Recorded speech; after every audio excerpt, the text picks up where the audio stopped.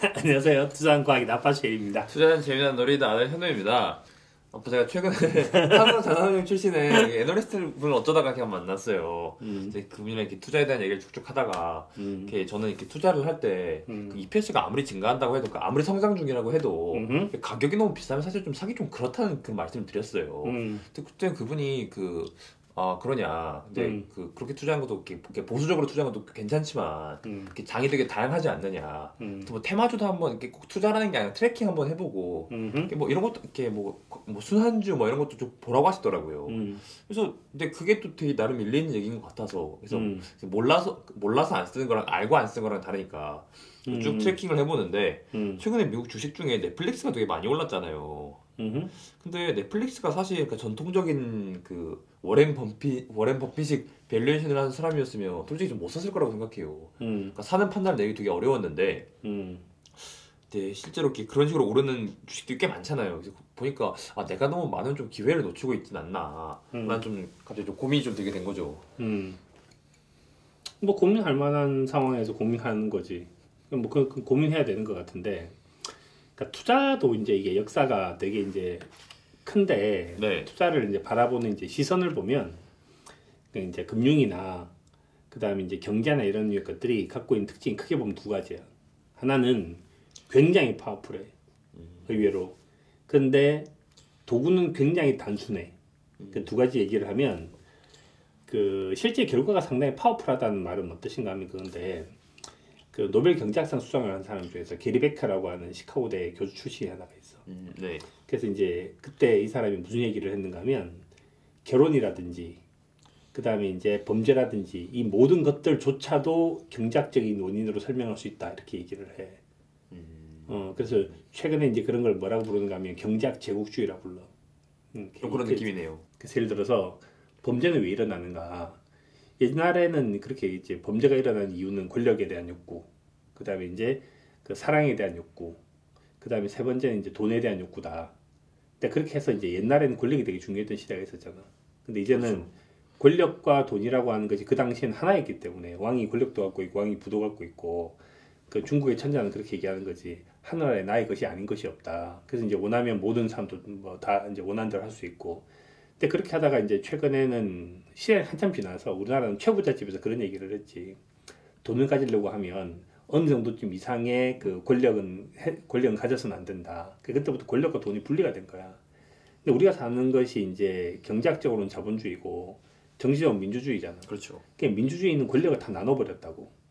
근데 이제 자본주의라고 하는 건 권력을 한 사람한테 이제 그 자본주의라고 하는 건 돈을 한쪽 사람들 몰아주기 시작을 한 거지. 그래서 이제 사람들이 자본가가 되기 시작을 하고 자본가가 되는 거 되게 자본가가 되는 거 좋아하고 자본가가 되게 두려워도 하고 그런 류의 일들이 만들어진 거야. 그래서 경제라고 얘기를 하는 것이 예전에는 상당히 이제 분화가 돼 있는 것처럼 보였었고 경제가 하나 그 여러 가지 요인 중에 하나라고 생각을 했는데 이제 경제는 모든 걸 다 설명할 수 있을 만큼 경제가 파워풀한 거지. 옛날에 그 환경학자랑 뭐 경제학자랑 얘기한 걸 봤는데 거기서 경제학자가 환경 문제는 다 경제적으로 풀 수 있다 그러더라고요. 그렇지. 저는 사실 근데 처음에 그 얘기를 듣는 순간 당연한 얘기지 생각했어요. 근데 환경학자가 그게 무슨 소리냐 그러니까 그 딱 듣고 진짜 이게 무슨 소리지라는 생각이 좀 들긴 하더라고요. 그래서 이제 요즘에는 그걸 너무나 쉽게 해결을 하는 거지. 그다음에 이게 사실 막스식으로 얘기를 하자면 토대와 상부 구조에 대한 얘기야. 그러니까 그렇죠. 토대가 상부 구조를 바꾼다. 경제학적인 이유가 정치적인 어떤 지형을 바꾼다. 뭐 이렇게 얘기를 하는 거고 옛날식으로 얘기를 하면 시대가 영웅을 만든다 이런 거랑 비슷할 수도 있지. 그런 시대적인 상황이기 때문에 그런 사람이 나타나서 그 사람이 어떤 스토리로 문제를 풀었다 이렇게 할 수도 있는 거지. 그래서 뭐 최근에 이제 그 눈이 부시게 이런 드라마 본 적 있나? 아니 안 봤어요. 눈이 부시게라는 드라마를 보면 그것도 이제 시대적 상황이라고 하는 것이 있는 거지. 그 시대적 상황이 뭘 만들었다. anyway 그래서 그러니까 경제라고 얘기를 하는 것이 많은 문제들의 원인이기도 하고 경제적인 이유 때문에 많은 문제들이 해결될 수도 있고 많은 문제들이 야기되기도 한다. 그래서 이제 경제가 상당히 파워풀한 그런 이제 도구가 됐는데 우리가 다루는 이제 경제라고 얘기를 하는 건 그거야. 사람들이 다 경제적인 인간이기 때문에 우리가 물리학에 대해서 아는 게 별로 없잖아. 그렇죠. 우리가 자동차를 이제 운전할 줄은 알지만 자동차를 갖다 분해할 줄 모르는데 그렇죠. 실제로 경제라든지 경영이라든지 이런 건 분해도 사람들이 되게 잘해. 잘해서 뭐 이제 이런 류의 회사들은 뭐 생산 구조가 어떻기 때문에 어떻다 이런 얘기도 되게 쉽게 하고 특히 이제 이게 투자로 오면 투자는 과학을 대중화시키는 것이 있고 대중이 과학화되는 것이 있는데 투자는 거의 대중화의 최정점에 가 있는 거지. 그러니까 뭐 투자에 대한 얘기를 하라 그러면 옛날에 그랬잖아.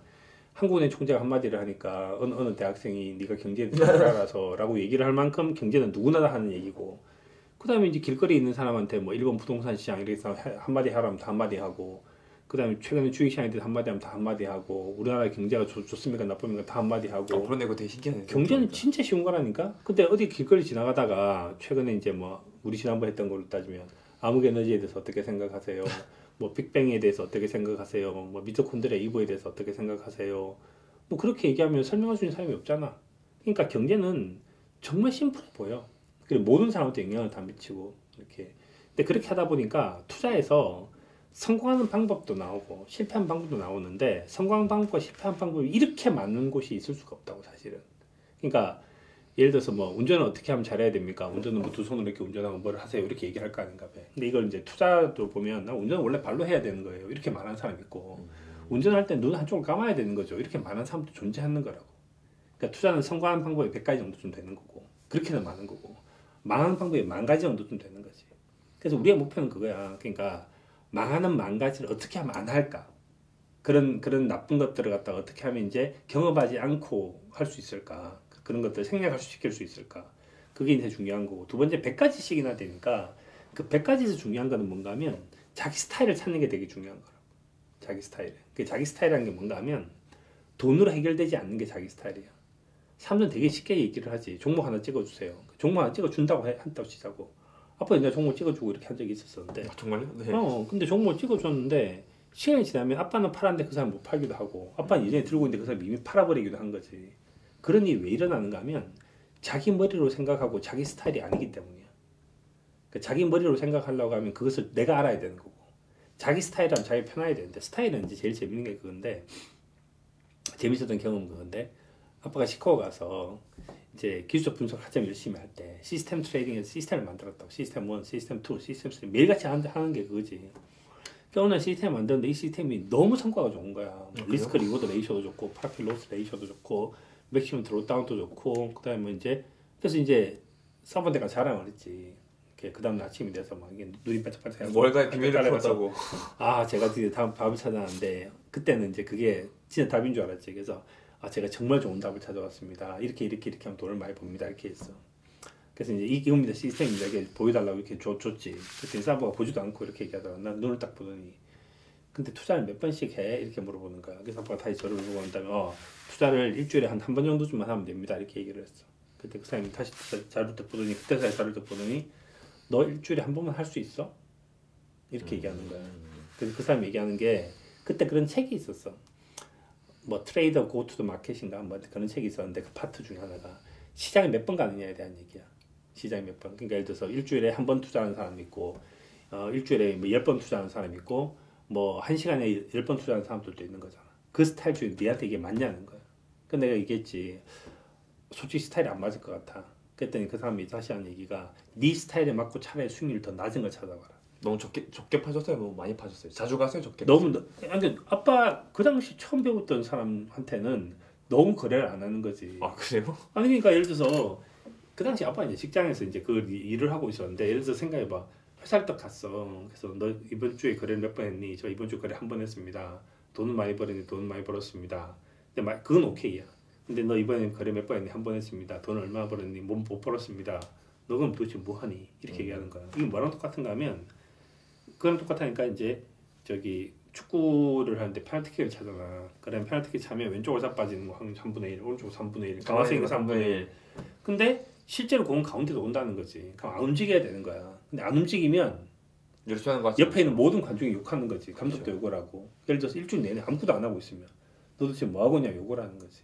그러니까 뭔가 열심히 하는 티를 내야 되는 거야. 사기도 해보고 관리도 해보고 뭐 이렇게. 마이니웨이에서 뭐 얘기가 되게 길어졌지만, 하여튼지 자기 스타일에 맞는 걸 찾아내는 것이 되게 중요하다. 근데 이제 너는 지금 뭘 해야 되는가 하면 너의 스타일에 맞는 걸 찾아야 될 필요가 있는 거야. 찾아야 되는 거야. 그래서 이제 투자를 막 시작을 했는데, 앞으로 투자를 한 50년 가까이 할 건데, 그렇죠. 어떤 게 성향에 맞는지를 찾아야 되는 거지.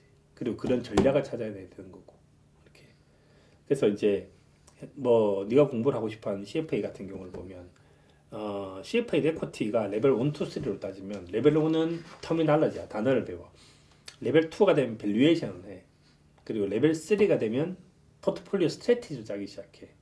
그럼 에코티 포트폴리오 매니지먼트를 할 때 어떻게 매니지먼트를 할 것인가 짜는 거야. 근데 그 중에서 제일 유명한 방법은 크게 두 가지가 있어서 패시브가 액티브가 있어. 그러니까 패시브 액티브 사이에 세마 액티브가 있어. 이렇게 세마 액티브 전략이 나와. 세마 액티브 전략이 컴플릿리스트 스타일이 있고 코어 세틀라이트 어프로치 같은 것이 있어. 컴플릿리스트라고 얘기를 하는 것은 뭐가 있는가? 대형 가치주, 대형 성장주, 중형 가치주, 중형 성장 이런 거 사는 것들이야. 휴리스틱한 방법으로. 그 다음에 이제 그 세틀라이트 하는 방법은 뭐가 있는가 하면 차라리 그냥 아싸리 트레이딩 에셋 같은 것도 사. 이렇게. 그 다음에 이벤트 드리븐 전략 같은 것도 짜고. 그러니까 그거는 말 그대로 스트래티지를 짜기 시작하는 거야. 난 예를 들어서 뭐 숏셀링만 하겠다. 난 여기서 롱숏을 다 하겠다. 난 이게 예를 들어서 롱숏 전략 같은 것들도 그 인덱스를 다른 걸로 하고 만들 수도 있어. 하여튼 굉장히 다양한 전략이 존재하는 거야. 이벤트 드리븐 같은 것들도 있고 뭐. 그러니까 뭐 그 시장이 분할된다고 할 때만 주식 사는 전략도 있고 M&A 관련된 이슈 있었을 때 주식 사는 전략도 있고 경영자들이 뭐 지분 어떻게 할 때 사는 전략이 있고 그러니까 전략은 어마어마하게 많은 거야. 아까 얘기한 것처럼 성공하는 건 100개 실패하는 건 10,000가지라니까. 그러니까 지금 네가 해야 될 것은 그런 여러 가지 것들 중에서 누가 네한테 맞는지를 찾아내는 거지. 아빠가 내가 어렸을 때 네한테 그런 얘기 한 적 있었어. 그러니까 중학교 1학년 네가 모의고 중간고사를 처음 쳤을 때 그래서 아빠 그 얘기를 했지. 네가 지금까지 해야 될 일은 중학교 1학년 때부터 시작해서 고등학교 2학년 때까지 언제가 공부가 잘 되고 누구랑 있을 때 공부가 잘 되고 어느 시간대 공부가 잘 되고 공부하는 방법 나한테 맞는 방법만 찾으면 게임이 끝난다. 그러니까 빨리 성적을 올리라고 애를 쓸 필요가 없다. 이렇게 결국 우리는 가장 중요할 때 힘을 집중하기 위해서는 그 전에 그걸 배워야 되는 거야. 그래서 그런 시간들이 필요한 거지 뭐. 그래서 뭐 기본적 분석이든 기술적 분석이든 뭐 계량적 분석이든 인포메이션 트레이딩을 하든 그 모든 것들에 대해서 되게 열린 마음으로 보는 거는 필요한데 그 중에서 이제 취사 선택을 해야 되고 취사 선택을 하는 데 있어서 해야 될 두 가지 일은 뭔가 하면 하나는 방망이를 거꾸로 잡고 안 다치는 방법은 없어. 두 번째 방망이 바로 잡고 치긴 하는데 방망이 잡으면서 이렇게 잡을지 이렇게 잡을지 이렇게 잡을지 이렇게 잡을지 그건 이제 네 스타일에 맞춰야 된다는 거지. 네 상체 구조, 하체 구조 이런 데 다 맞는 네 스윙 폼 이런 데 맞는. 그러면 이번 영상 마무리 제가 하자면 그 워렌 버핏도 그렇고 저도 그렇고 제가 야구를 되게 좋아하거든요. 좀 야구와 관련돼서 좀 비유를 해보자면 이렇게 타격을 할 때 자기 존을 딱 정해놓고 치잖아요. 그럼 되게 그 타율이 높아진다 그러는데 저도 이게 스트라이크 전체 존에서 내 존이 어디까지인지 그렇지 손을 뻗어보는 것으로 그렇지 그렇게 하는 것들이 필요한 거지. 열린 마음으로. 그럼 이번 영상은 여기서 끝내도록 하고 다음에 또 재밌는 소식 있으면 들어보도록 하겠습니다. 감사합니다.